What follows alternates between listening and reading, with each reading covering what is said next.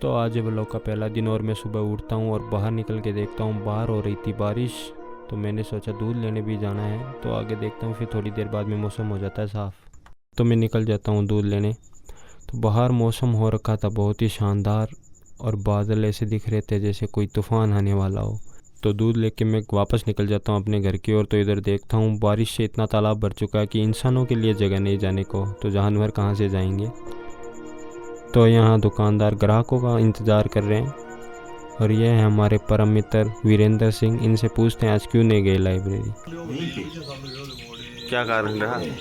कारण क्या रहा? कारण बरसात कोई नहीं, यहाँ पे ही होगा आज। आज आपके भाई के पास ये नई चीज आई है, इसको देखो। आज ये बनाएंगे। मैं आ जाता हूँ अपने घर दूध लेके। तो यहाँ पे लक्ष्य आगे खड़ा ही था, मेरा इंतज़ार कर रहा था।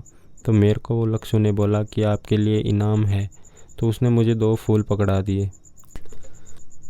तो मैं किचन में आके देखता हूँ, यहाँ पे हो रही थी नाश्ते की तैयारी। नाश्ता बन रहा था, इधर सब्जी कट हो रही है और यहाँ पे बारिश हो रखे हैं, पेड़ पौधे एकदम हरे भरे, क्योंकि 4-5 दिन से गर्मी पड़ रही थी। ये बारिश हुई वापस।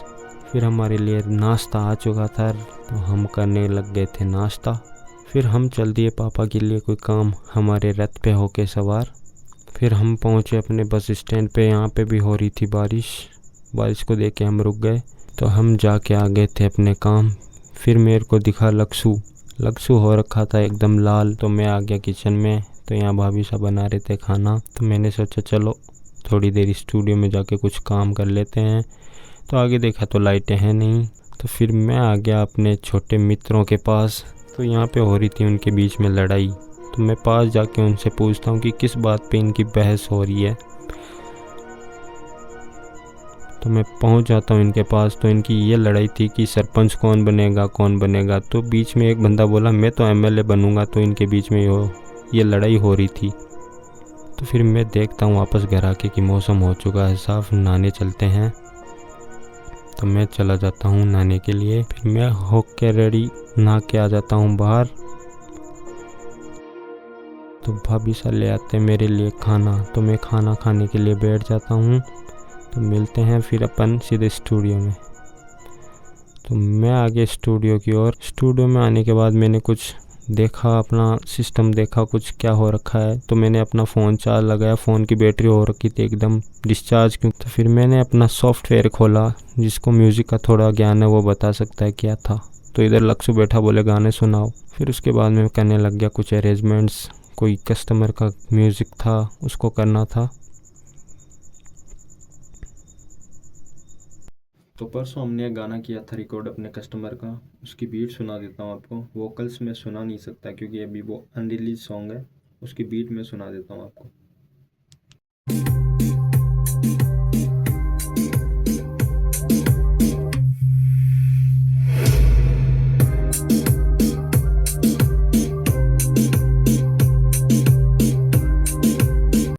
अपना गाना भी तैयार है, उसकी बीट मैंने बना रखी है, लिरिक्स लिखे हुए हैं।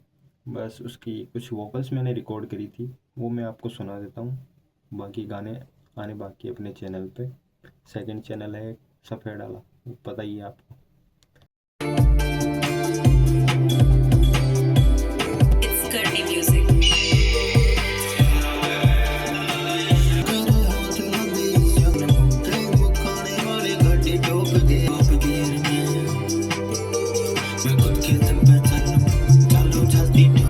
फिर मैं थोड़ी देर कुछ लिरिक्स लिखने के बाद सोच रहा था कि कुछ और भी करते रहें साथ में बीट वगैरह का काम।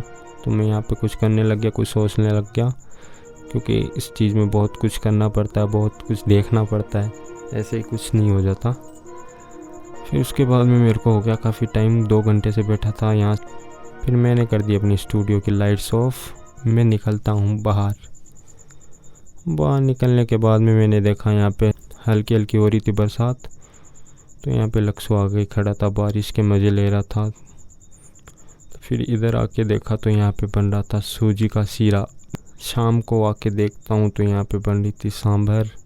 ये इडली का जो बोलते हैं, ये थी नारियल की चटनी। फिर इधर इडली बनने के लिए तैयार है। यहाँ पे लक्ष्य कर रहा था वेट, तो इडली बन के हो गई थी तैयार परोसने के लिए पापा को।